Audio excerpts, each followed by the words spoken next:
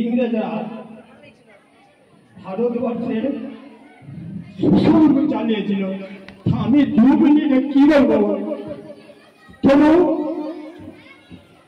আমি একজন বিপ্লবীর সম্বন্ধে বলবো, যিনি চট্টগ্রাম অস্ত্রাগার লুণ্ঠন করেছিলেন। শিখেছেন, একজন শিক্ষক ছিলেন তদানীন্তন বঙ্গদেশে। তিনি সাধারণ অল্প বয়সী যুবকদের অনুপ্রাণিত করেছিলেন ভারতবর্ষের স্বাধীনতার জন্য। চট্টগ্রামের যে অস্ত্রাগার লুণ্ঠন, তার জন্য তিনি অনেক রকম প্রকল্প বা শিক্ষা দান করেছিলেন। তিনি ছিলেন রবীন্দ্রনাথ,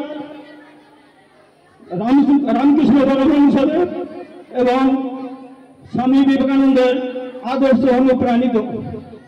তিনি রবীন্দ্রনাথের অনেক গান শোনাতেন, সকল অল্প বয়সী ছেলেদের ডাকতেন এবং ভোর রাত্রে তিনি গোপনে তাদের শিক্ষায় স্বাধীনতার জন্য উদ্বুদ্ধ করতেন।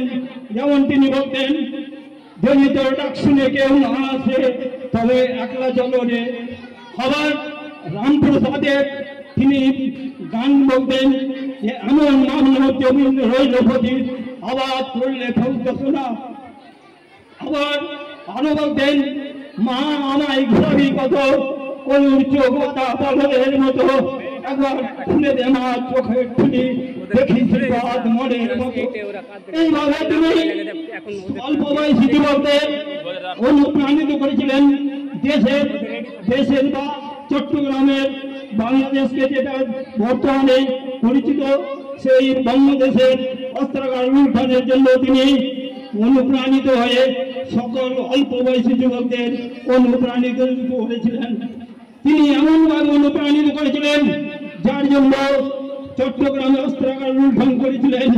তার জন্য তিনি কি করেছিলেন, যে সেই সময়কার ব্রিটিশ সরকারের যে টেলিগ্রাম এবং রেল যোগাযোগ ব্যবস্থা বিচ্ছিন্ন করে ফেলেছিলেন।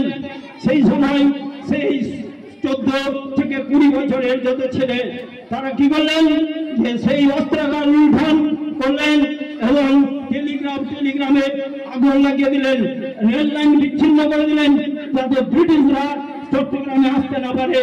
তিনি আরো বললেন যে আমাদের এই বাংলাদেশ থেকে শুরু হবে ভারতের বিভিন্ন জায়গায় বিপ্লবী।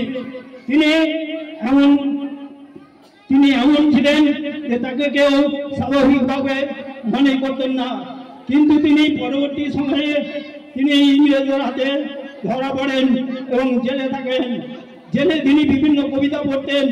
তো এইসব মহান যে পুরুষ, এই মহান পুরুষের এবং মহান মানবতাবাদী এবং বিপ্লবী আত্মত্যাগ যারা করে ভারতবর্ষকে স্বাধীনতা করেছিলেন, সেই সব মহান বিপ্লবীদের এবং তার পিতামাতাকে প্রণাম জানিয়ে আমি আমার বক্তব্য শেষ করছি। জয় হিন্দ, জয় ভারত, বন্দে মাতরম, বন্দে মাতরম, বন্দে